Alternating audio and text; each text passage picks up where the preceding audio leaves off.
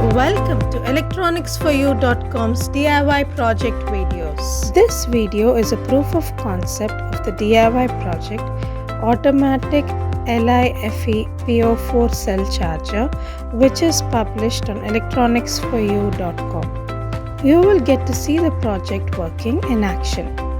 Seeing that this project works would give you the confidence to invest your time and energy in developing it. Let me explain key parts of the project that you will learn more about while working on it. Here, the working of the charging circuit is seen. This circuit can charge 1 or 2 lithium-ion phosphate cells in parallel.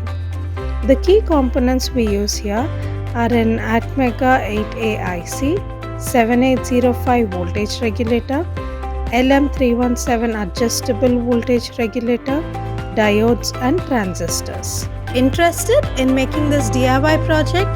Refer to the URL below for the complete circuit diagram and detailed project overview. Do like, share and subscribe to our channel for more such DIY proof of concept videos. Thank you.